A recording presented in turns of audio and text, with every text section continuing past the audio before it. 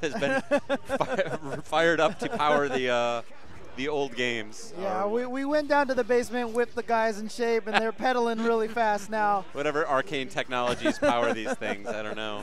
Oh man, but yeah, I mean, we've pretty much got the old man tournament here, I think. So we do. But I mean, a lot of these guys here have been players who have excelled at multiple games. And yeah. So in case you guys just tuned in, this exhibition here is going to be 8 players in a bracket. Indeed. There are 4 games, old games, which are CVS2, Super Turbo, Third Strike. I think the preferred term for old these days is legendary. Legendary games. Yeah, legendary games, Third yeah. Strike. Third Strike and Street Fighter 4. Of course, yes. And those games will be in a hat or in a paper bag. That's right, yeah, we've debunked the hat. There was someone stole the hat and wore it. But Yep. we've got a paper bag, and they will draw. So the bracket is fixed. The players will be playing against each other, but they don't know on which games. Which, of course, you know, all of these guys have particular strengths in various games. Right. Rom is a bit of a dark horse in this bracket, maybe a somewhat less familiar.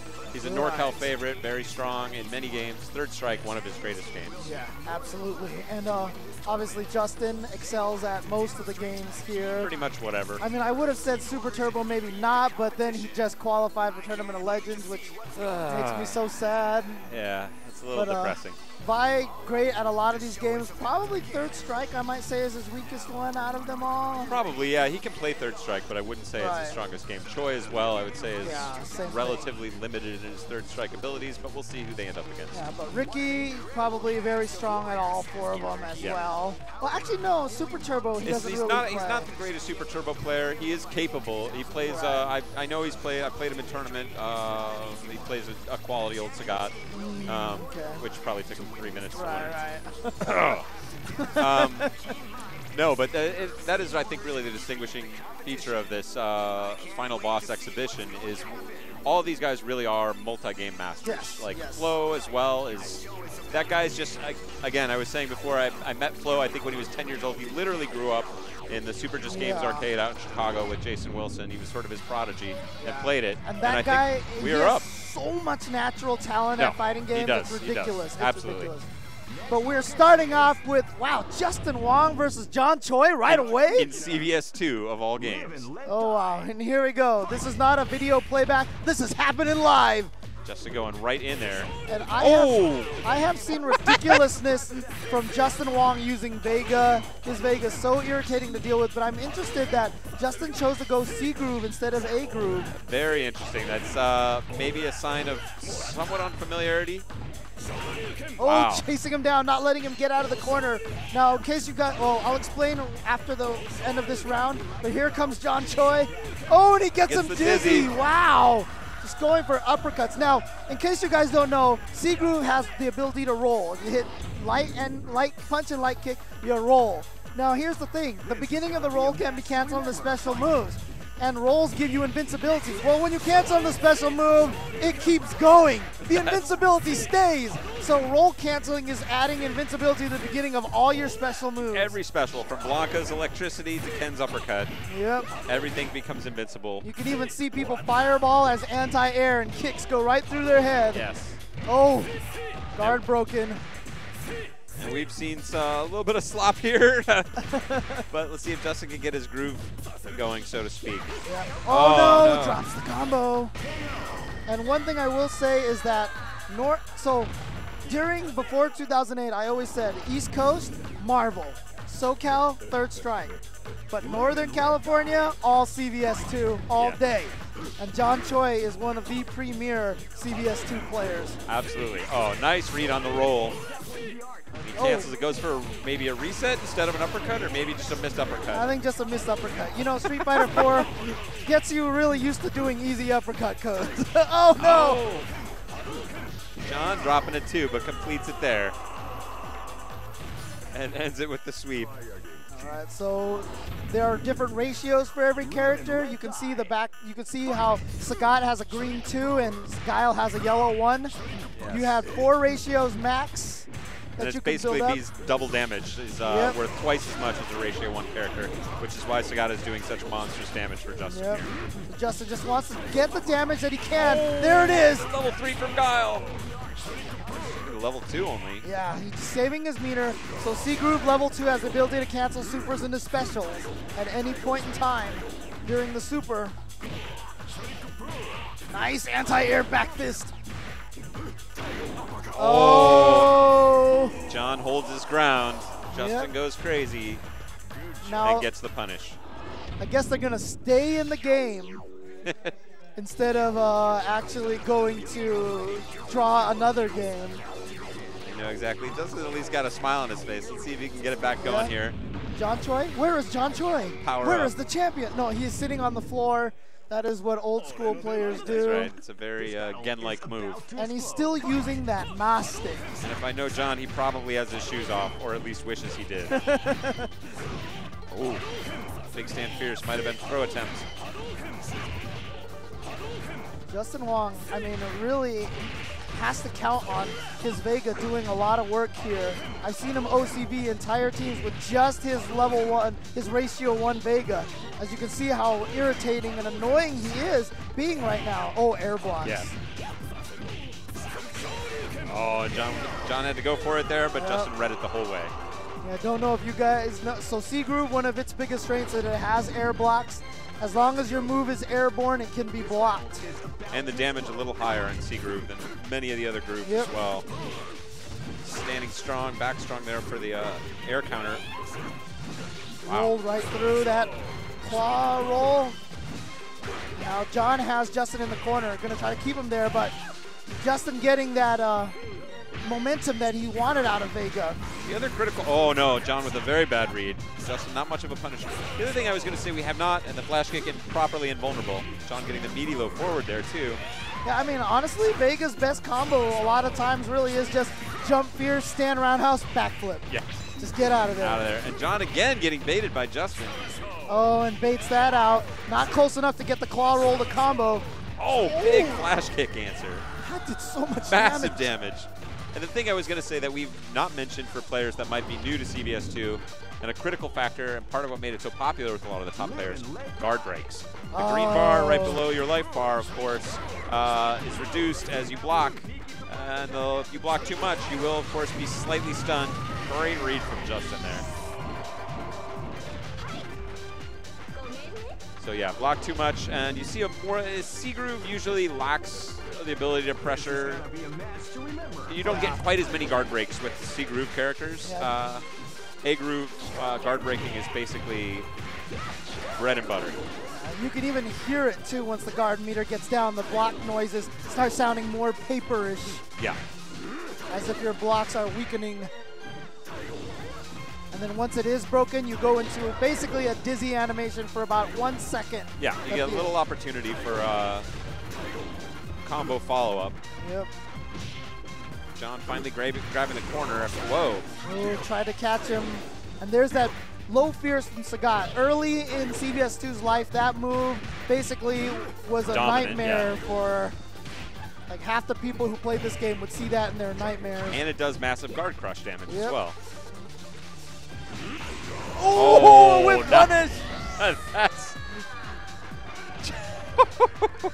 Now, is this double elimination or single elimination? We will it's double elimination. Okay, okay. Ratio 2 on ratio 2. Oh, it is single elimination then. Or, I don't know, I'm hearing. Oh, it is a double elimination back. And again, showing the ability to cancel into specials includes supers. So the double super combo from Justin. Doing a little more than with single double. Now Justin in a happy position. He knows he has the life advantage. Doesn't want to leave himself open. John with a great roll. Cancels an uppercut. Ooh. But look at this. Justin's guard meter getting down. low. Yeah. Will John look for it? He's trying to, but Justin's going to try to buy some time. Oh, rolling to throw. This could be it. Wow. Oh, not sure what. I'm not sure what John was going for there. Yep. But Justin does indeed answer back. Maybe it's time for John to move to, you know, modern joysticks. I don't know, No. but you know, never gonna happen. Never gonna happen. So. Wait a minute. Wait a minute. Is this an adjustment here from John? No, it's still It's Kyle. the same thing, yeah. For a minute, I misread the portrait as geese, and I was briefly excited. I was like, I didn't know John played geese. I know, right? I would have been so confused. John is very much a Street Fighter loyalist in this game. That's why he's using all nothing but Street Fighter 2 characters. John really getting away with one there. The errant fierce uppercut goes unpunished. Okay, good anti-air. Oh, fakes it. Throw back into the corner. Oh, there's the confirm, but he dropped it. Oh, yeah. And Justin again not on point with that punish. And then crouching fierce getting punished on it. All right, very even in life here from both players. And now Justin playing that lame Vega style. Keeping him out. This is back. Oh. This was definitely back from the days when Justin was known as a turtle. Yes. And this was one of the games that gave him that reputation. Yeah, he could easily run away for a long time. Yep. Just trying to build that level, well, that usually A groove is his preferred groove. He learned from Eddie Lee, and Eddie Lee was one of the most defensive players, and the entire East Coast was defined by Eddie Lee's play style for a very long time. He was the strongest. He was the Sheng Long of the East Coast. Yep. Oh, nice uppercut from John. You had to learn to beat that. Oh, he had an opportunity there and dropped it. But still in good position this round. And now going, that was the adjustment he made. Instead of the ratio 2 Sagat, he's now gone with the ratio 2 Guile. This battle is about to explode. Chun-Li also not usually considered a particularly strong character, but Justin has really made her a strong character in this game. And she has a lot of good combos in C groove, good damage combos into the lightning kick and linking out of the lightning kick. Very strong low jab and an oddly good roll. Like it's the range is not the best on it, the recovery is not the best on it, but it seems to put her in ideal positions many times. Justin going with the level 3 there just to make sure that it would reach and combo fully. And establishing a nice solid lead. John missing the second hit on that jumping fierce. Getting opened up.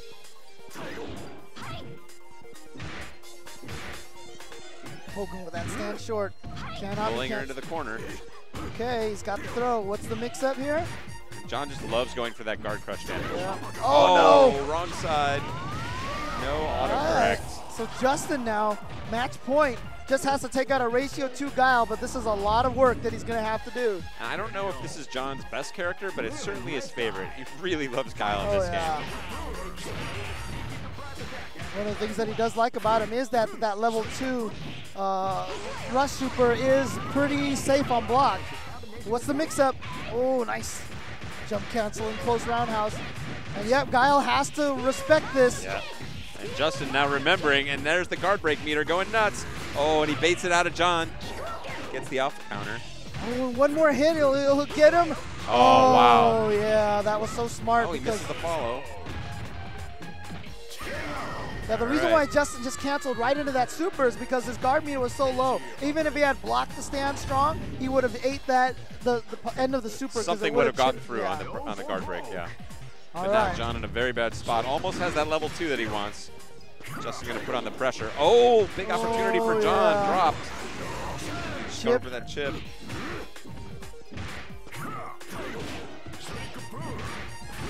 Now John, is he getting too predictable by looking for that? He's trying. You know, he's not throwing a lot of sonic booms. Oh, and it came out as a sonic boom. Is it because it crossed up at the last second? Yeah, John cannot block anything now. Nice anti-air. He's still. Oh no, that's it. Oh my God. Oh, there's the guard crush. There it is. Justin Wong takes it. Justin says, "I was a legend. Now I will be the final boss." And I bet John actually is, I'm going to, you know, I know John pretty well, and I maybe shouldn't say this because he's putting me up in his room tonight, but I bet he's a little stinky about that. Oh, yeah, I bet he's a little stinky. Sure. He holds a torch for CBS2 for sure, and it was truly one of NorCal's favorite games for many, many years. Yep. All right, so John Choi has been sent to loser's bracket, if there is a loser's bracket, which I'm sure there is. This tournament, I gotta say, this little exhibition, it's fun and a little zany, but this really is a who's who of some of the greatest multi-game masters in America. Yeah, obviously. And plus Rom. Yeah. Gotta be honest about Rom there. Like, he's just sort of slid in there. No, Rom is actually an excellent player who's like really, but I mean, there's no Tekken in this one, of course. So, but Rom is really excellent with amazing reactions and really great reads. Yeah. I know he was playing Yang in the tournament today. I don't know how that went for him, but Yang's an uphill battle. Do you remember how Rom did today? He did decently. I think he got to losers finals and ended up losing. Okay. So. Yeah, a lot of strong competitors here. Yeah, I mean, like if you expanded it to the world, who would you include into this list here? Of the multi-game masters? Yeah. Ooh. Oh, man. I've always said that one of the, two of the greatest multi-game masters are Tokido. For sure. And Ryan Hart. Yeah, Ryan Hart, that's an excellent call. I guess my list I was thinking a little bit differently just because this is an all Capcom lineup here. Yeah, fair and enough. Of course, Tokido and Ryan Hart. Ryan Hart, originally, I knew him through Tekken. Yes. He was primarily a very, very strong Tekken player. Was my introduction to Ryan. And of course, obviously, today people know him for his Street Fighter and many other abilities. Tokido is just a systems master and will, seek out the strongest player he can find, have them tutor him until he becomes a ruthless killing machine. And very fortunate for Rom, looks like he got third strike. Oh, wow.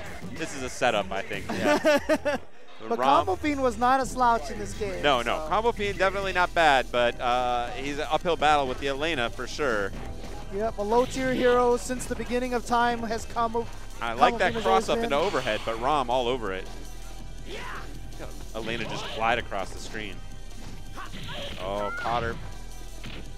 I know when Combo Fiend, because SoCal was so competitive in this game, I know that Combo Fiend at one point in time started learning Chun-Li as well.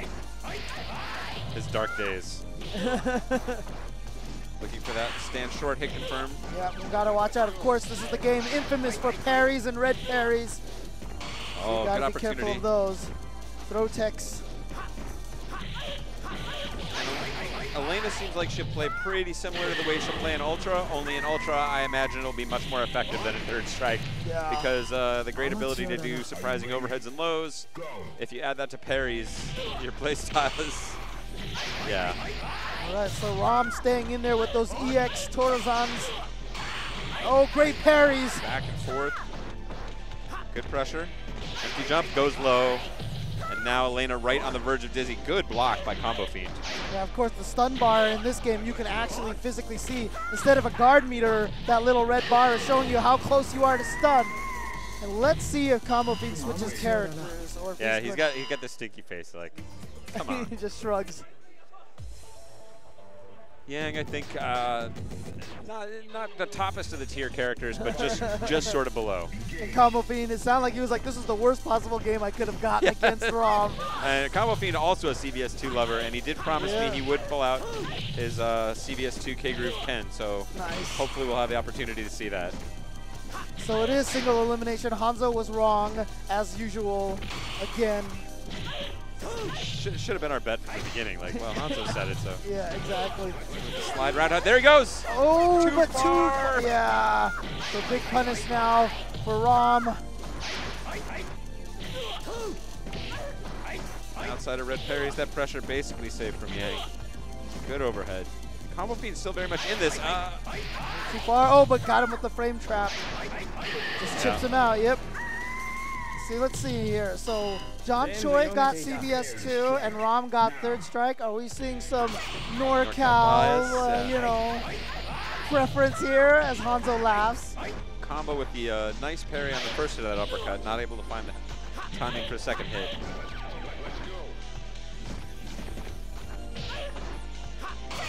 Nice parry, back roundhouse. Elena has the super here to get this round done. Nice combo. Oh, that's not again. Gonna punish in time, yeah. He gets away with it. All right. Oh, I like it. All right, so Combo Fiend takes his first round. Brief moment of pressure. Of course, your supers in this game are a lot like Ultras in Street Fighter 4. You can pick which one you want. Yes. That's what the little Roman symbols next to their name, next to their super meters are. Although I think you get actually less variation in which supers are picked in this game than you do Ultras in Street Fighter 4. Nice guts, get him with the Zempo tension. Nice punish. That time I was like, Fiend. finally, that's got to hit one of these days. That looked totally good.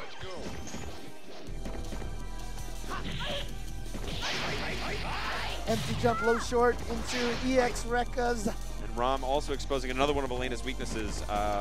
If she goes for an overhead and you manage to catch in the air, you can actually get air punishes in her recovery. Oh, and down no life.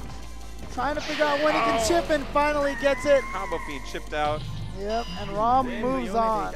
He lost, and I gotta say the viewers at home lost too, not seeing that K-Groove Ken, if this is indeed a single elimination tournament. Sad not to see that. I know he was a little bit excited to play it.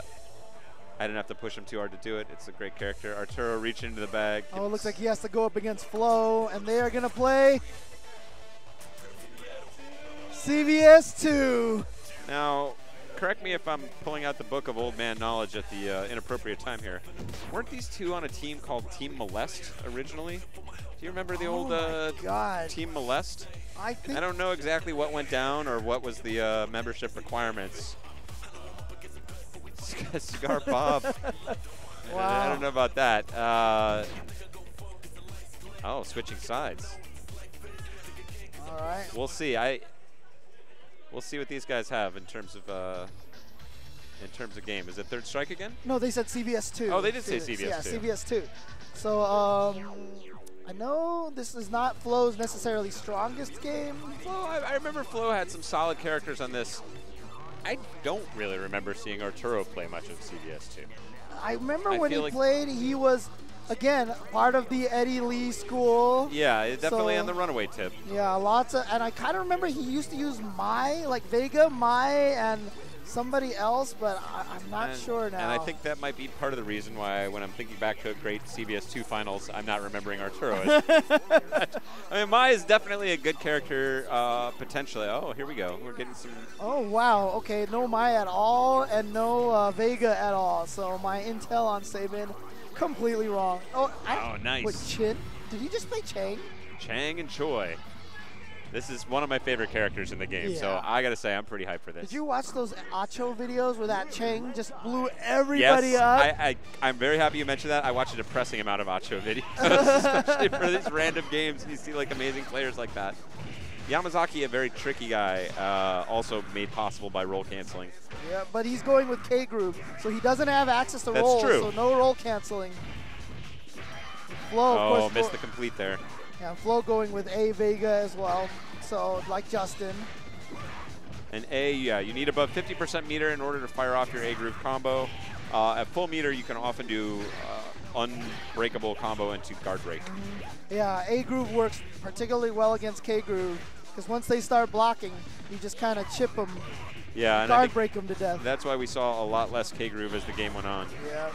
After A-Groove became preeminent. Oh, nice early attack into the empty throw. Oh, YOLO. Yeah, I mean, that's the thing. If you lose, you don't keep the K-Groove meter. No. Well, actually, if it's full. Right. If it's full. Once it's full, it immediately starts counting down, and that does not carry over. And taunting actually gives the opponent meter. So a lot of times, if you knew you were going to lose a round and your opponent was barely, like, almost built up K-Groove, you would taunt and then die. Advanced so they would have no strategy, yeah. Yeah, so you would have no meter in the next round. Also say, yeah, of course, the group CAP and SNK. Yep. Of course, for the so two here we franchises. Go. So time to chip him. Oh, and he had an opportunity there to reverse, but didn't get it. You saw him go into a neutral state for a minute. And this is what makes Vega so good, is his jump is so fast. Nice, just defend. And you notice also another thing too is that when you just defend a move, you don't get pushed anywhere. Yeah. You stay exactly stand your ground. All right, I really want to see the Chang going in here. Very unusual character. Just fighting with that big giant ball and chain. Two characters from the KOF franchise on Team Korea, usually teamed up with Kim. You don't. Big bodies definitely suffer again from that pressure, doing about half damage. Not in KOF 13 though, so you're not seeing these two characters there. Yeah, Choi always one of the cheapest characters in older KOFs. Can't be hit in this game, so he's basically like purely an assist with infinite life bar. Chang, we hardly knew you. All right, so down to Hibiki from the last Blade series. Yeah, another surprising character. Pioneered, I think the preeminent Hibiki player had to be Bucktooth back in the day. Really making some interesting things happen. She has, again, with roll canceling, that slash becomes very, very interesting. Trying to anti-air with that crouch fierce, didn't quite get it. see the range on her combos. Yeah, she's sort of a mid and half screen threat as well. Solid jump in. Yeah, and that jump in right there was one of the precursors to the Street Fighter 4 ambiguous cross-ups. Blanca also extremely strong in this game, almost entirely due to roll canceling and some pretty good normals. Yep. Roll cancel electricity. Oh no! Missed it, but is he going to go for the overhead? Yeah, there it is. Yes, there's the overhead. Doesn't go for the super ender. All right, wake up should be safe. Yep, can't punish it, even though it looks like you can. Yeah, and Blanca, that pressure on those normals, that early jumping fierce, the short hop makes him really, really strong. Yeah. Oh, with the dizzy. All of the SNK grooves and P groove, but P groove is never really used, have the short jump. That's right. Which is very similar to all of the KOF games. Yeah, P groove really was the dog of the whole bunch. Yep. Eternally unloved. S groove, you had what? Dr. B would play a little S groove. I mean, the biggest problem with P groove is just that the meter was so long in that. Yeah, groove. no, it was ridiculous. So it took forever to build up, and CBS2 is about landing your meter. Yeah, you basically you play some fun games of footsies and mess around until you find that opening for the meter. It's all about hit confirming in the supers in this game. And looks like fLoE has switched over to Blanca, Cammy, Sagat, K-Groove. He has played Team Month 1. These three characters were early favorites of being some of the strongest in the game. You can see already fLoE down to almost no guard bar, which is why he's eating all these hits. Oh, nice counter throw. Red, oh no.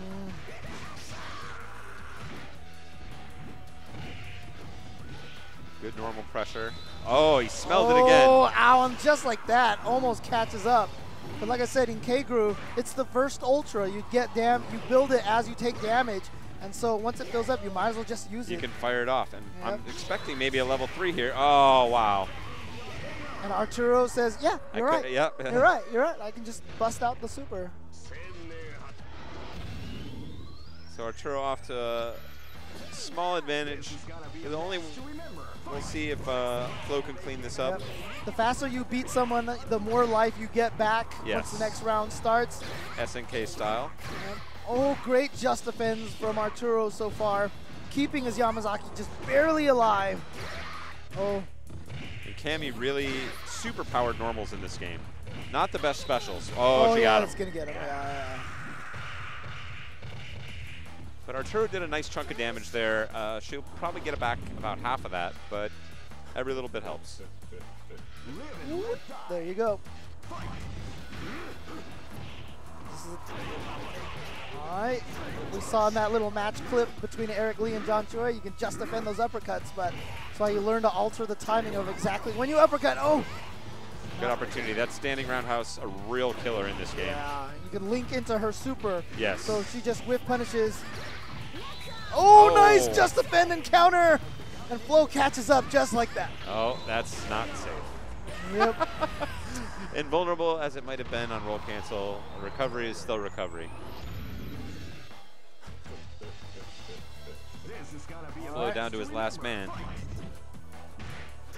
Sagat never went out of style in this game. There's some really strong normals. Again, that just defend on the first hit. Oh, nice just defense. But still, like I said, only a little bit cut down on block stunts. So a lot of times, a lot of moves are still safe. Oh, there it is. Yep, fLoE burns the meter. Wouldn't have mattered if you had saved it. That's the nice thing about K-Groove. And it also affects your character choice. There are some characters who have like supers you can really just sort of fire and forget and get away with some stuff like that. And, especially that Tiger Raid, if you start it while they're stand blocking, they cannot low block in time. They are caught. Oh, we had an opportunity there. Those low fierces. So much damage. Now fLoE looking strong. He might bring this one back. Gotta be careful when you jump at Blanca because he can just level 3 anti-air you. Yeah. He's got that charge. And it hits so satisfyingly too. All right, so the K-Groove, you see, once you build it up though, it slowly drains. Yeah. Oh, very nice. Oh no. Getting out of there. Oh, not chased out fast enough. Arturo, oh my gosh. Is this a floke? Yes. Flokes himself right out of there. Yep. With that unforced YOLO uppercut. So down to the wire. Arturo is going to stay in the bracket. So Alex Valle going to go up against Mr. Ricky Ortiz. So Ricky Ortiz loves CVS 2. So, indeed, yes. So that means CVS 2 is going to get drawn out of here because he's from NorCal. He's also a pretty solid third strike player, as you know. No slouch in the Street Fighter 4. ST, I think, would be the best pick for Alex, something we haven't seen yet. We haven't seen Super Turbo or Street Fighter 4 yet. Oh, and it's Super Turbo. Okay. So Vi's happy about that. That was a 1 in 4 chance, 1 in 4 out hit him. Yeah. So didn't have the best outs on that draw, but Valle hit it. Yeah. NorCal definitely sacrificing Ricky to the Lambs here, saying we'll see. We can't make it look like it's rigged for NorCal. So I don't want to count Ricky out of ST. I know he's a smart player. I know. Old Sagat is capable of just exploding on anyone at any time. I think he has one move that does less than 40% damage, but I can't remember what it is because no one's ever done it. So yeah, Old Sagat very strong. Ricky may have some other stuff in ST as well. So maybe the Tournament of Legends inspired him as well. That's right. He wants to be a legend too. Justin, of course, already qualified for the Tournament of Legends. And guys, you know, Tournament Legends is going to be an awesome event over in Vegas for EVO. They're trying to bring a lot of the Japanese players out for X-Mania. Is this and the for year? Tournament of Legends. Yeah. This is the year, I think, that we may see some of the past masters return to their full power. I know Nuki for sure is showing up. Kurahashi has been confirmed to show up, I believe. Kurahashi, one of my favorites. And a lot of these guys have never been to America before. So what Bob Painter, the guy in charge of ST Revival, is doing. Another very old school guy. Yep. Good friend of mine. Yeah. He is. They are doing basically crowdfunding. They've got signed. They're going to have autographed posters, T-shirts, and stuff. That when you buy these things, part of the proceeds will go into helping a lot of the Japanese players fly out here. A lot of the Japanese players who have never been to America, who are big ST heads, really want to come. They just don't have the money to afford to get out here. Well, it sounds like a great cause, and I'd be personally just really excited to see that. I mean, you know, having them compete is its own reward, but I think that's what's so inspiring to me is when Japanese players who really inspired a lot of us to keep at these games and showed us new levels of play, when they come over here and see what we've done on the sort of the tournament side and everything that, you know, the scene has become, I think it's you know, I don't want to get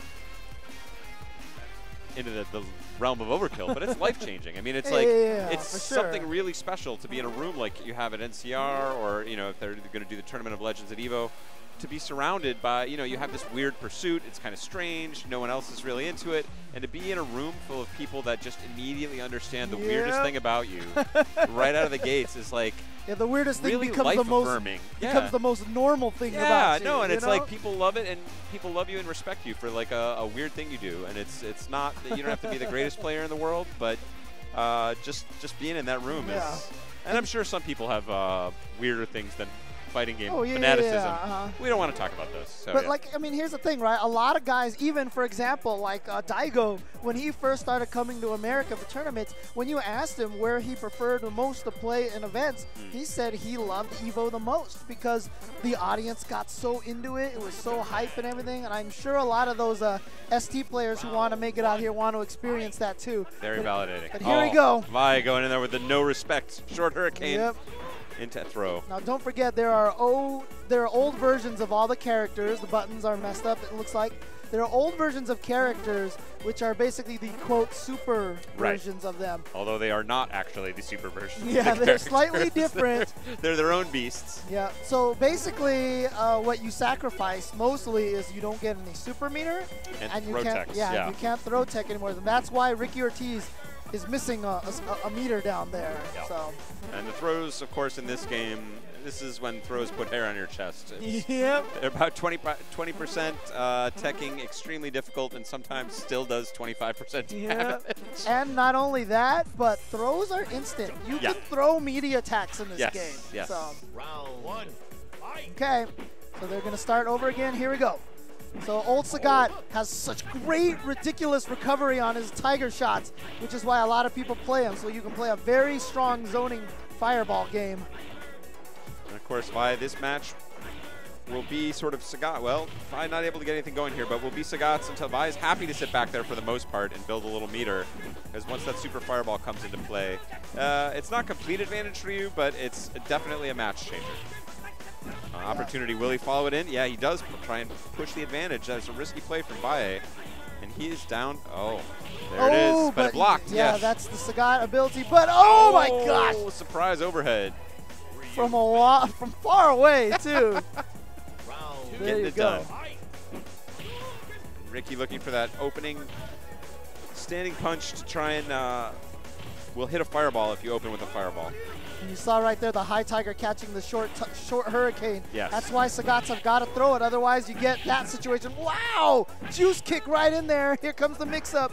Good block. Good pressure. And I'm actually happy that Valle doesn't have that meter in this situation. Oh, wow. Yep, there you go. Just smelling blood. Ricky not quite sure what to do. And again, it's a tough draw for Ricky. Ricky, very strong competitor at 3 of the 4 games. This is easily his weakest game, although I've seen him do some damage in Super Turbo as well. Is he switching characters? He's going to go to his, you know, Ricky Ortiz has always been a Chun-Li fan. Loves the character. We'll see how this goes. Oh, nice. Neutral jump roundhouse is a knockdown. Just trying to get it done the old school way. Stand strong throw. So good. Stand strong is like 12, like 11 frames or something. It's like one of the most ridiculously fastest normal moves in this game. And it option selects as a throw. Yes. So you walk up and hit strong. If you're close enough, you throw. If you don't, you poke with this amazing poke. Ricky's showing good restraint here. He hasn't been doing any YOLO jumps. Charges the super. Oh, gets the air throw. Stuff. Does he still have the super charge? No, he did not. Yeah, there's a glitch with Chun-Li where you can walk forward and still super. Great punish from Vi. He missed his opportunity. He had the chance or to super through the fire. Oh, wow. Yes, Vi says no. Not like that. Yes, Vi drops uppercuts even in older games too. No, seriously. This is match point by. Oh, another missed uppercut, but hit stun is very low from jump attacks. So Vi getting the throw after that jump attack. Again. Oh no, and Vi is not going to miss his jump combo. Now Ricky, I think, trying to go for that super and misses the fireball. Knows he's out. Knows it wasn't really his game. We didn't get to see the most of it in that match, but that's one of my favorite things about ST is the number of ranges where the game changes and gets interesting in different ways. Like Ryu versus Chun-Li, like Chun-Li's pokes seem very strong and overwhelming, but if Ryu can get just a tiny bit of distance, his sweeps come back into play, the fireball can blow you up in your face, and there's probably, back in the day, I think I calculated there were 9 distinct ranges. Dude, you know, just full screen, it's not just full screen, but yeah, there were 9 distinct ranges where character advantage would shift basically within about a half step. Ryu versus Guile in Super Turbo is one of my favorite matches to talk about because of how much like full screen Guile loses. Let's take a step in just a tiny bit. Okay, now he has a better chance. Now I'm dominating. Let me take a tiny step in, now I'm not as good. You know, it's just like, it's so fascinating. Yeah, and holding that position is absolutely critical. It's my favorite match to use to teach about distances and how important they are. Oh, Ryu versus Guile, one of the all-time classic fighting game archetype matches. And I didn't see what game did they pick. Did they get Third Strike? Third Strike again. Really? This is Third Strike for Rom, huh? Okay. So I think the crowd is booing. I think they put in a rule that since Rom isn't as strong in the other games, they're automatically giving him Third Strike. A very good draw for Rom. Yes, very good draw for Rom. Justin, of course, no slouch in Third Strike either. Yeah. And these guys have fought before.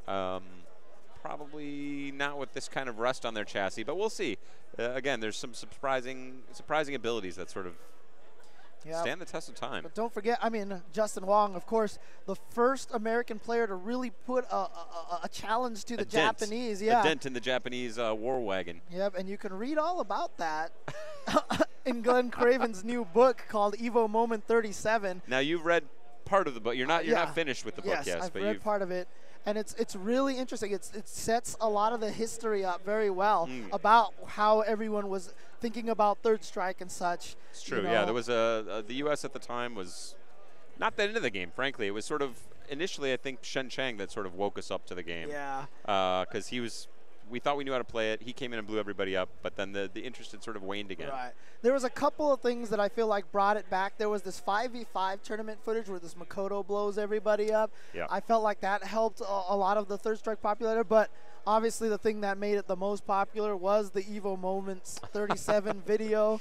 It breathed life into the game, and of course, you know, you can't watch that video without the amazing words that you chose. Like, somehow the words that you chose for your commentary during that video set the tone, including your nice, you were coming of age at the time, so your voice cracked. Yes, I was only 11, and somehow, yeah, I admit my voice cracked, so that happened. And no, we were I never lived it down. I spazzed out. I'm not sorry. We were yelling so much during the course of that weekend. That's just what happens, man. That's the way it goes. Yeah. So. And that's, anybody that's out at these tournaments, come on out and check one out for yourself.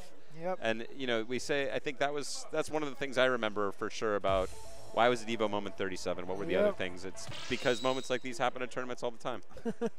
It's super rad. And it's just so funny, too, because, like, all those words that were from that video, like, have become, like, memes now.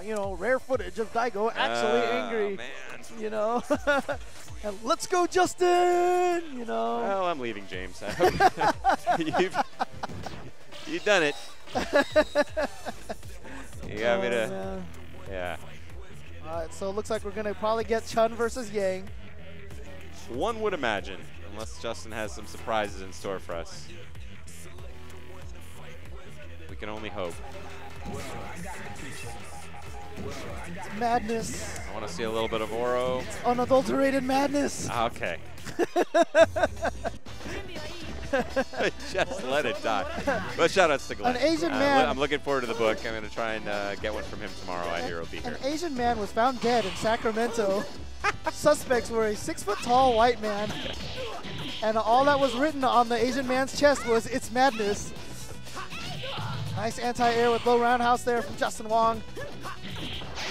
Of course, one of the things that makes Chun so powerful is the low forward hit confirm into Hoyokusen at the same range where she can get a great Kara throw. So it really was the throw or the low forward mix-up. Rom sniffing out that low forward. Rom wins this and then gets third strike on the next one and wins this entire tournament. I'm throwing my headset for sure. I'm standing up and yelling NorCal fix. Oh, no hit confirm on that. All right, he got it off the low forward. He missed off the standing fierce. Just goes to the damage. That stand roundhouse check, again, can be canceled in the lightning legs. Beautiful stand jab from Justin. Such a key moment. He noticed probably in the previous match that Rom was doing a lot of jump dive, jump dive, jump dive. Yeah. Dangerous habit. Justin slowing it down. Nice. And that's, Chun's just sort of a perfect threat from up close. From the jabs to the throws to all the counter hit moves. And hit confirms. Nice. Trying to get in there. Find his way in, but that back fierce was such a meaty hitbox. They revealed videos of the way that hitbox looks. It looks gigantic. Let's go, Justin! Oh, man. We'll see if Rom's going to need some more gas in the tank. He certainly can't complain about his matchups here.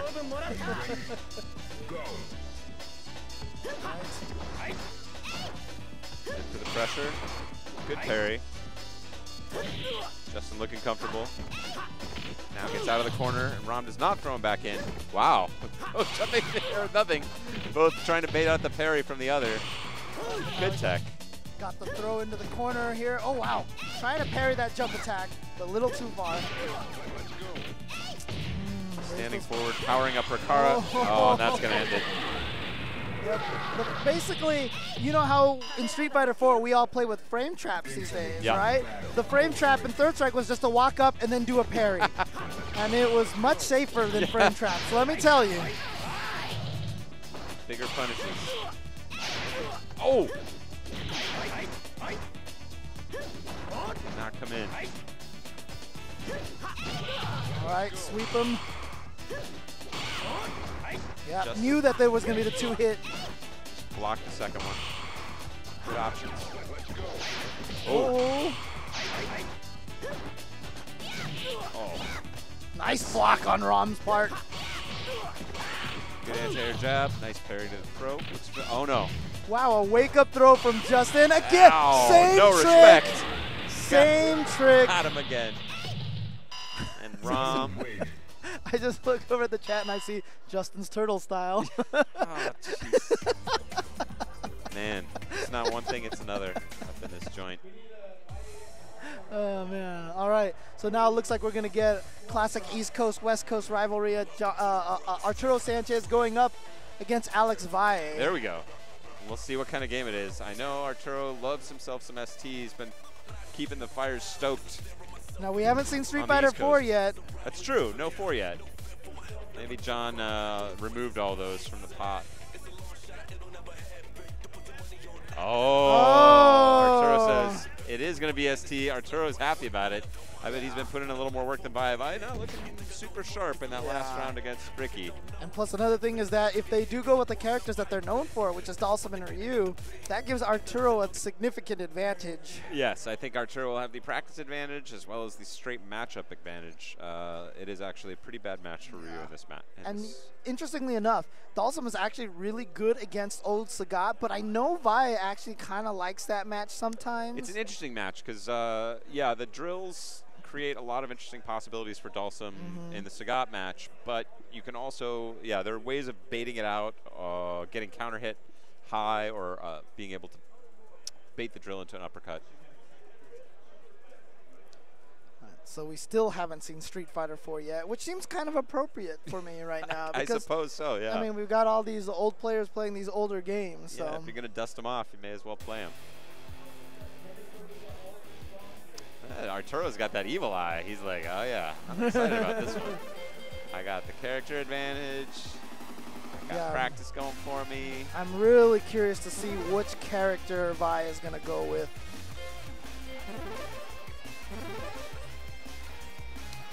Does Arturo have, what else has he got going in ST besides Dalsum? I don't think there's no reason to get another. Dalsum pretty much has no losing matchup in this game. Maybe a couple, but. Yeah, no, I think he's definitely got a couple, but they're not too bad. And even the ones that, you know, that you sort of can see going either way, like Honda or something, where you can, I think actually Dalsum destroys Honda when played really well. It's one of those, there's a lot of matches like in ST. That's what's so interesting to me about this game after all these years. They're what I call delicate matches. Like, yes, this guy will win on paper if you play perfectly, but you're always on that razor's edge where it's not just, not playing perfectly doesn't mean you lose some damage. It means you lose the match. Like, you will get destroyed. Now, one of Dalsum's worst matches might be Vega, but he can also just kind of noogie trap him to death, you know, so it's kind of back and forth. But Valle is going to go with Ryu. He's had a lot of experience in this match. That's a good trade. Any trade is a good trade for Ryu in this one. Oh, wow, catch them low. But this is the thing about these top players. They can make bad matchups look just fine. And Valle, of course, very strong player in this game. Oh, no, I don't. Oh, wow, gets away with it. Oh, no, he had to see that coming. Always makes me think of the joke from another old school player, Derek Daniels, which is shout outs to Derek. Like 15 years later, and we still fall for jab, uppercut, jab, uppercut. Still happens, man. The classic. Oh, wow. Okay, what's the mix? Oh, he just backs off. He doesn't want any piece of that. Nice use of the standing shorts and standing forwards to pull his hurt box backwards. Sure, you just got to keep Dalsum honest.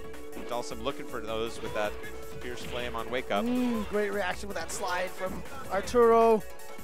Valle needs to build that meter. He just hasn't quite. There it is. And that's going to close it out. The absolute key to this match is that on paper, Dalsum has a clean counter, almost a hard counter to any move Ryu can do. Ryu has to use that to try and bait Dalsum into becoming over-aggressive or creating situations where, because he knows what Dalsum would want to do in that situation, he can create possibilities for an uppercut. Hurricane kick can also be important. There we have it. Yep, catches the jump back with that hurricane. Valle looking a little unsure of himself there. Nice adjustment. Going low. Oh, no. Oh, no. Arturo with too quick of a drill. Oh, unforced error. Arturo holds his position. That was a perfect position for both counters. Oh, yeah. You see him, he didn't go in, he did not stick anything out, he just stood there and waited and said, and there really is, anything you do, I'm going to be able to counter. Yeah, there is not a single jump attack that Ryu has that can beat short slide. No. He has to hold that, pretty much. The drills, very powerful in ST, First unlike dive Street Fighter kick. 4. Yeah. First dive kick. Can be done at any height. But they can be dangerous. You can hit high. Wow, saying, I do not respect your hurricane kick, Brett. Just going in. Good jump by Valle, and again, yeah, clean counter on the hurricane.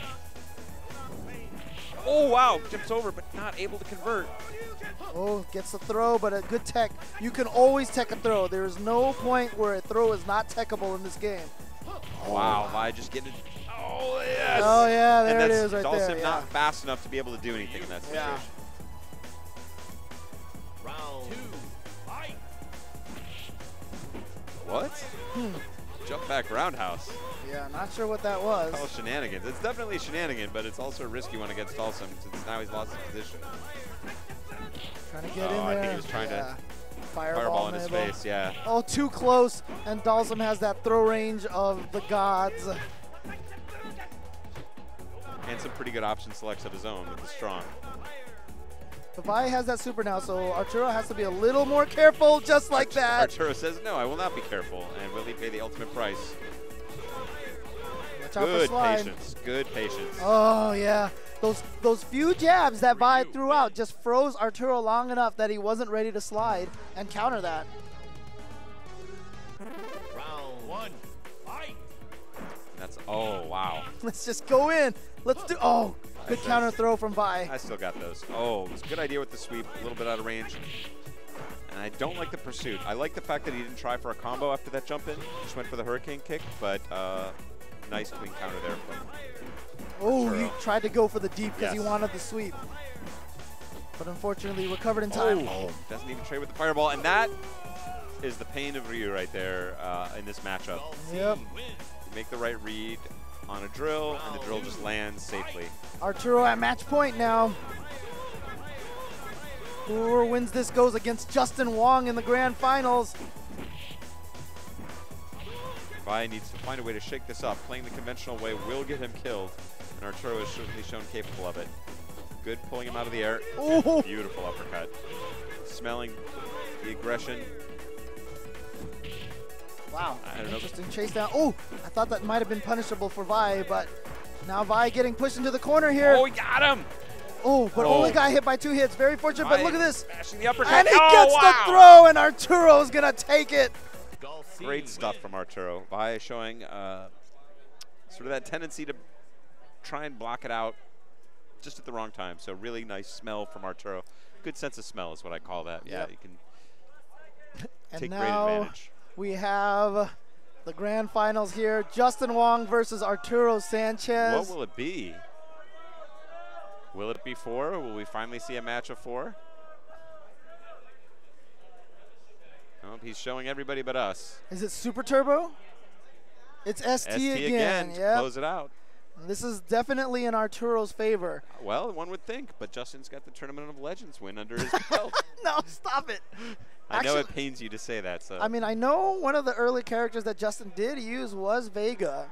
he used Vega. I've seen him play Balrog. I've seen him play Sagat. Yeah. All the sort of heavy hitters of, I've got a pretty easy tactic that I'm going to run a train on you with. So I'm curious now to see who what's going on Justin's here? going to choose. Yeah. It's shenanigans. Well, I'm not sure. I think Justin's trying to find a joystick.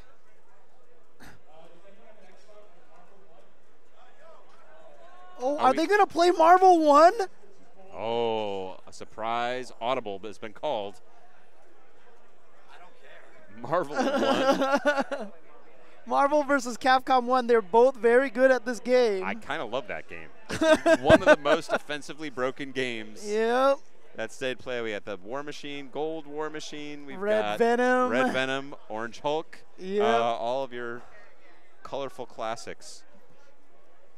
I would be kind of happy if they do that, apart from the downtime of waiting for them to plug in that machine. You know, all they have to do is just plug in the machine and buy it. Oh, wait, you can't. No, actually, that one is still there. Oh, that's right. MVC2, yeah, MVC2 is the one that was gone. So, oh no, they're going back to ST. Okay, they're gonna do. Oh, now we're. Really, honestly, they should just find Karate Champ. Let's just play some Karate Champ. Bring it back to the roots. Yeah, exactly.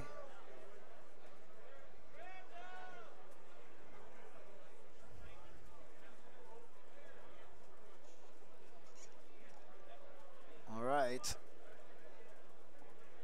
So Super Turbo. Justin uses Old Sagat. That's who he qualified with.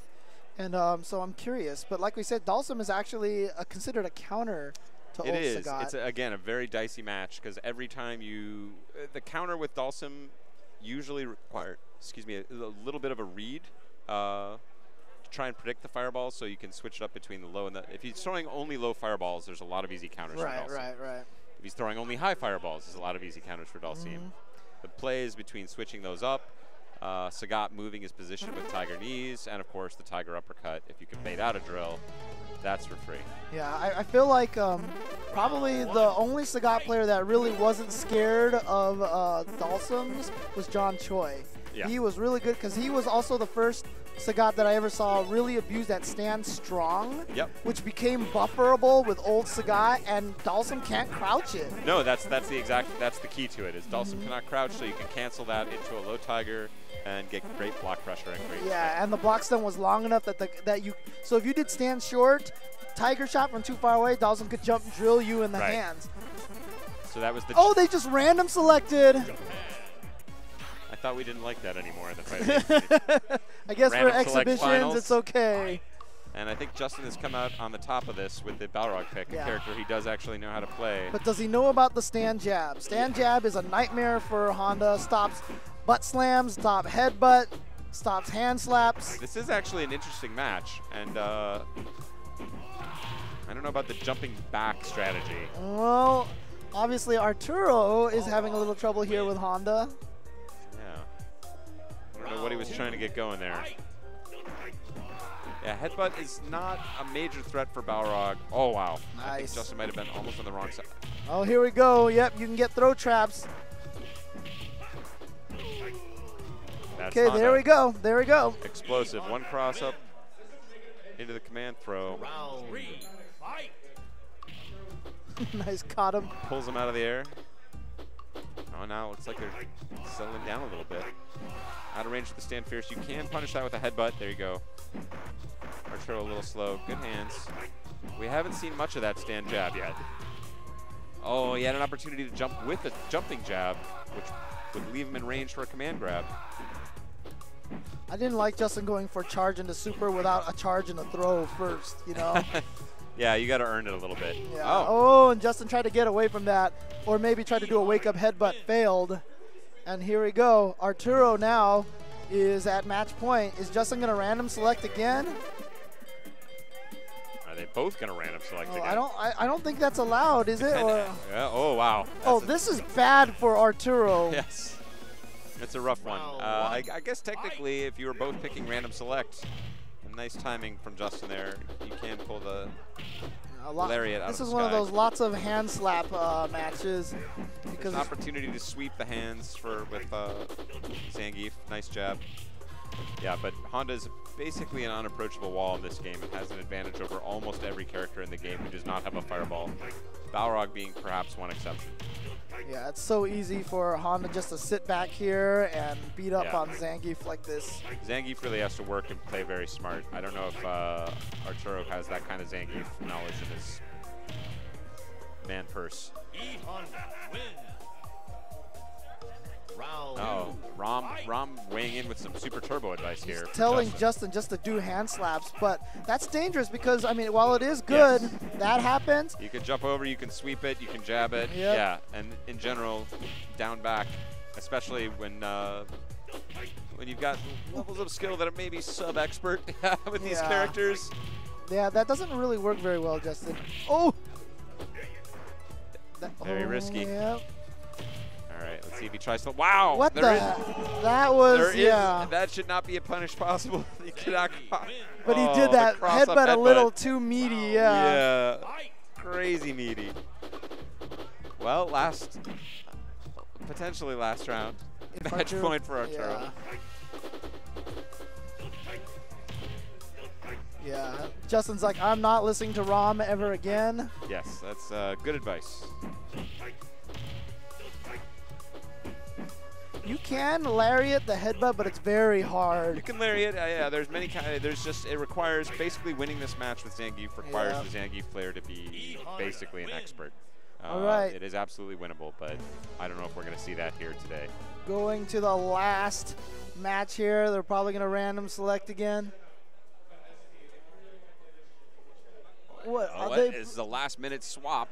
They found the Marvel versus Capcom.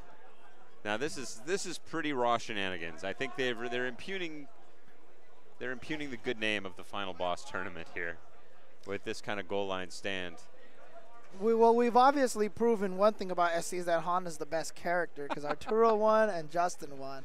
Honda confirmed best character in ST. What other nuggets of knowledge will these guys reveal? I am actually kind of excited to see this game, so I'm going to look the other way on this rank cheating. So here's the thing, right? I mean, not a lot of people have seen high-level Marvel 1. No. In fact, even if you go to YouTube, you could probably not find a lot of high-level Marvel 1. There was really not much footage being taken at that time.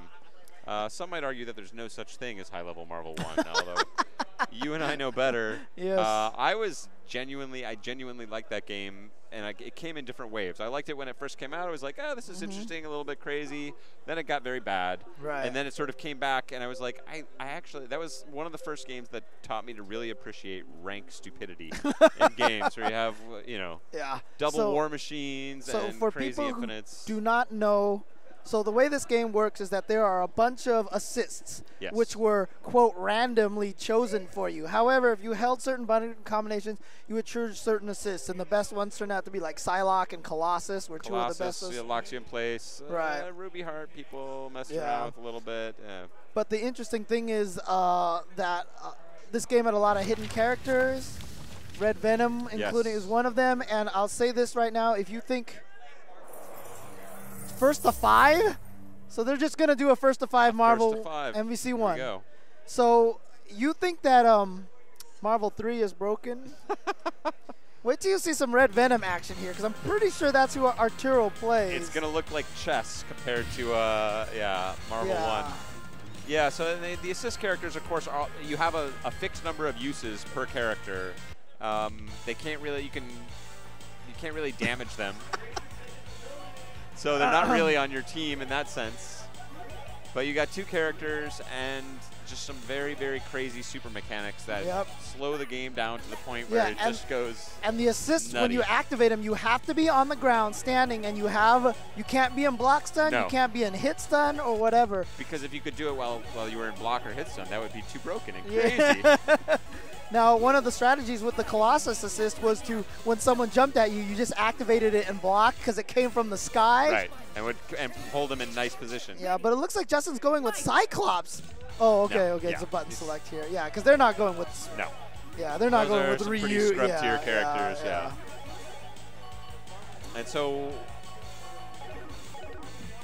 I suppose we should probably try and explain how the super system works as well, because you start with super, but it gets really crazy when you do the team supers. Yes, and that was what made War Machine and Gold War Machine broken.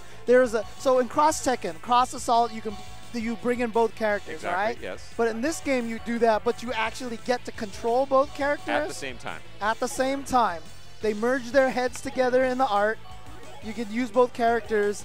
And in one particular case, which is War Machine and Gold War Machine, they had a super where they shot a bunch of missiles into the sky. The ultimate hidden missiles rain. Yeah, and when you did that, the game slowed down because it couldn't handle the processing.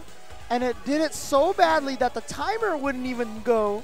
Yeah. So you just chip people to death. And it was, you don't even get hit by it. You're not even trying to hit them. It's just chip damage that does, basically kills you. But Gold War Machine can't even block.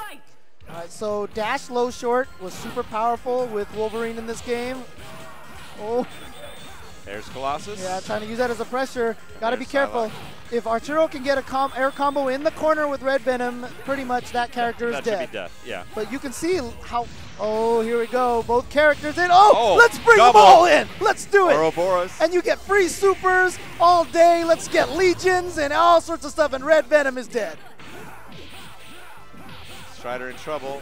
Under pressure from Wolverine. Psylocke gets him off. Yeah. Good push blocks. Ooh, wow, knocked Colossus just knocks him away. out of there. Yeah, just says get out of there. I don't want to deal with this. But you can see, you know, the numbers next to the portraits on the side there tells you how many times they can call him. Oh, didn't quite get it to hit. But he has the Ouroboros up. Yep, and Not Justin quite just like tries it to was get in away. NBC 2. Yeah. You can see Wolverine's dive kick goes straight down in this game. Oh, where's the low roundhouse? Oh, and that's going to take it. Yeah, this is a 6-button game, so you have jab, short, strong, short, forward, roundhouse. I'm surprised that Justin isn't going into low roundhouse with Wolverine because everything comboed into that. Yeah. So first to 5. Let's see if Arturo can get a hit. Yeah, we want to get some Red Venom hype going here. Yeah. Justin wisely taking to the skies where Red Venom is a little less powerful. So you can see the screen is a lot shorter. This is why dash short was so effective in this game compared to Marvel 3.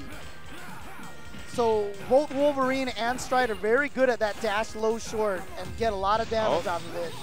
Really interesting. Already going for it. I mean, was this something that you just did at high level plays? Just to do chip or something? Or? Yeah, I didn't really get anything going off that one. Yep. Trying to get an air throw. Nice block in the regular throw, but you can see you can roll out of that. Yeah. Should have did slide into X Factor? No, I'm kidding. Trying to lock him down with that. Orbs. Good jump from Justin to avoid the assist from Psylocke. Arturo now down to 1 Psylocke.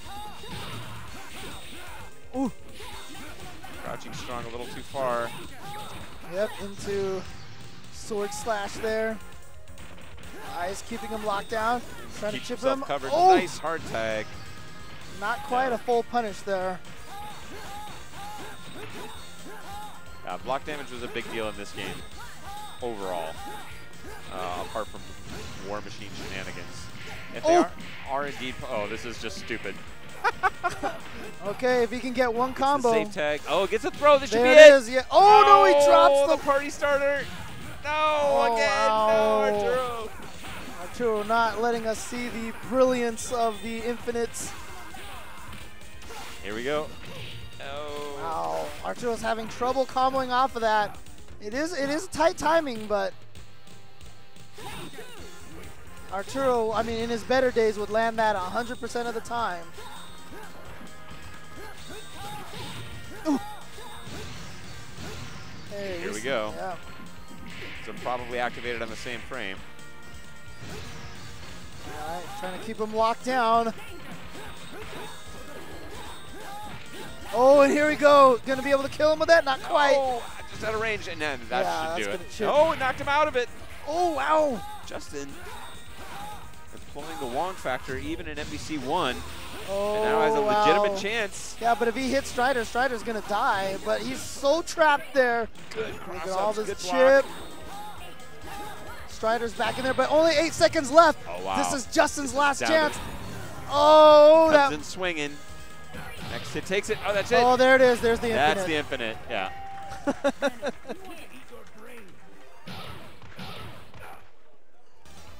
Arturo got the serious face on for Marvel vs. Capcom 1.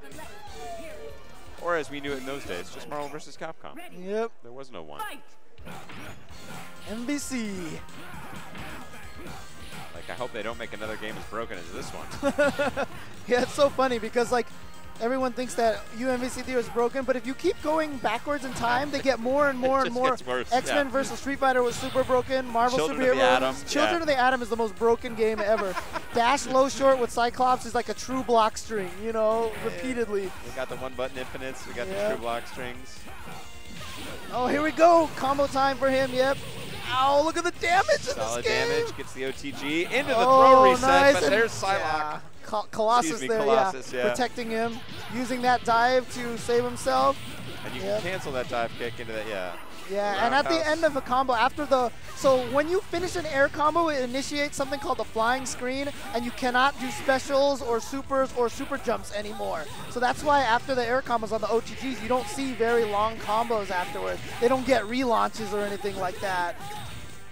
And just like that, Arturo right back into it. Nice combo off the Ouroboros. Oh, with the hard tag, and that is going to be ugly.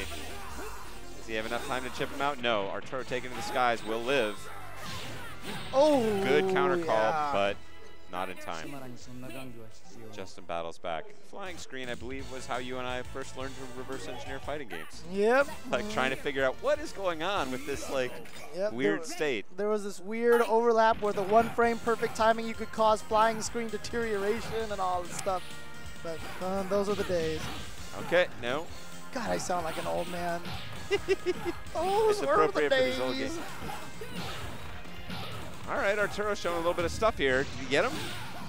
Oh, throwing him to go a little smart. bit invincible, but yeah, activates the super. Remember, you get infinite supers in this mode. Oh, he tags out to avoid the chip out. Here it comes again. Not the greatest soundtrack on this stage, in my opinion, but I do like this silly game. Oh yeah, punished it.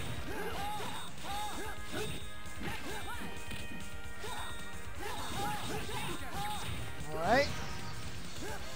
And again, there's no launcher button in this game. One of your moves just happened to be the launcher. Yeah. Oh, nice, using that to safely bring in Red Venom. Trying to control that space. Yeah, I mean, we saw one infinite with Red Venom. He actually has a second one. Oh, did he get him? He did.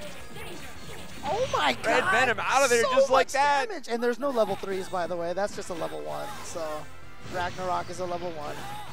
What if there were level 3s, but it's only possible to get 2 bars of super in this? That'd be really. That'd be awesome. Oh, dude, we have some fast fingers in the house.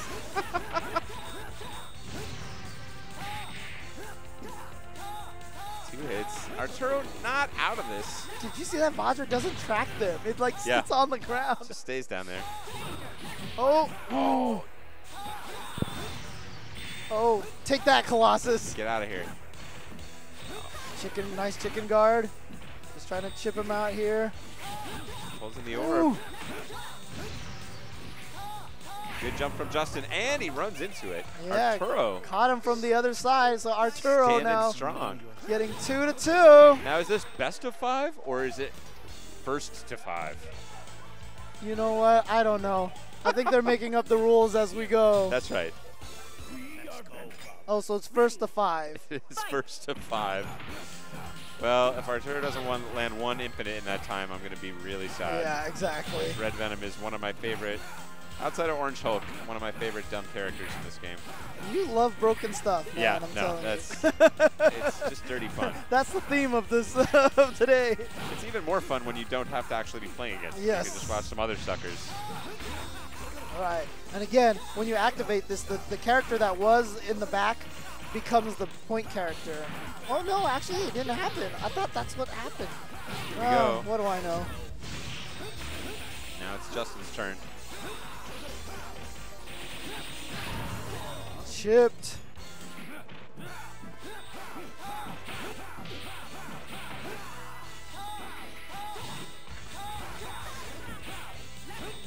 Where you learn to pressure people back when the stakes weren't quite as high without quite as many mix-ups. And those dash mix-ups, block strings, trying to bait out the errant push block. Yep. I mean, Wolverine, like I said, low short, low forward, low roundhouse into Fatal Claw was such a standard combo that I remember that I abused, but it's not something that Justin's doing a lot. Oh, that's not good. Not safe at all. Takes a cool 30%, and they'll just counter each other here with this. Pretty unsafe to do anything other than sit there. Yep. Justin wants in. Using Colossus to keep the pressure going. I'd say Justin is the brown Strider, Oh, yeah. Arturo in blue. Worth pointing out. Oh, I had a punish opportunity there. Instead relies on the assist to come in. Oh. Vadra. Yeah, of course, also no hit stun deterioration in games. That's why the infinites exist. And now Justin goes up 3-2. In this race to 5.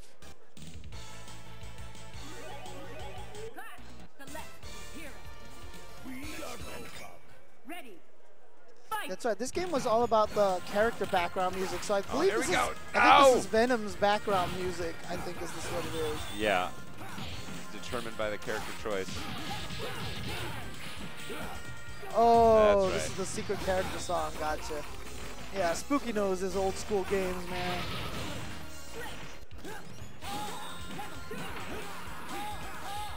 Easier to hide hidden characters when they didn't use any new assets, you know?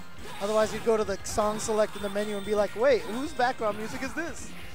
Oh, I'm glad the days of reusing assets are past us. Let's activate some supers, yep. Oh! That was so sick. So Wolverine goes down. Oh, nice stuff. Got right through there. Battling back. Good pressure. Followed the Colossus. Reads the jump. Pulls him down out of the air.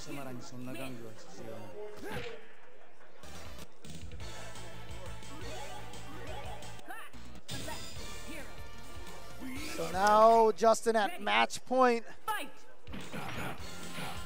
And we haven't seen it. We've seen only an infinite for like one tiny rep. Such a cool jumping fierce from Venom. Love that move. Yeah, one of the weaknesses of Red Venom is that he has so low health. That's why he does die very quickly. Yeah, that's why he's been dying so quickly. Oh no, we got him low. Look at, speaking of dying quickly, do you see how much life Strider lost so fast? Arturo in trouble, but he's got the chance. Come on, Infinite, yes, come on, yes, go. Oh, he drops it, no. He gave me a taste. Oh, just raw launchers in the throw. That is not an infinite. Oh, and then Colossus comes down, and Justin Wong takes it. It's a good hug, and Arturo didn't disappoint me. He gave me a little taste of the infinite. So he is, Justin Wong is your final boss. Indeed. The final boss. A lot of great players. A lot of, I don't know if we can call them great shenanigans, but a lot of shenanigans. James, it's been a pleasure. Yeah, for sure. This is the end of the exhibitions here at NCR. But we've got lots of fighting game action to come over the course of the weekend. So, you know, definitely. So tomorrow morning it's going to start on Capcom Fighters for Street Fighter, but the iPlay winter stream is still going to be going. After Capcom Fighters ends, then it goes back to Team Spooky for the Marvel stuff. Okay. But I think Capcom Fighters is also going to, actually I'm not sure how that works. I know Capcom Fighters is also going to do the semifinals for Street Fighter 4 to get from 32 to 16. Okay. So a lot of stuff. And then, of course, Sunday, you know, all the good stuff's going to happen then. So have a new round of final bosses. Yes, exactly. To determine. Yeah, but definitely thank you guys for tuning in on day one here. Hope you guys enjoyed all the craziness that's been going on. Well, these guys had fun. I hope somebody at home had some fun as well. And thanks for sticking with us. We've enjoyed a lot of the matches here today, and shout-outs to Spooky and the rest of the gang for holding it down. A lot of unexpected stuff. Marvel vs. Capcom 1 being busted out of nowhere. So one of the most flagrantly illegal things in the history of the FGC's checkered past. Really nice stuff. All right, but thanks again. And I think it's time for Spooky to set us free. My favorite time of the evening.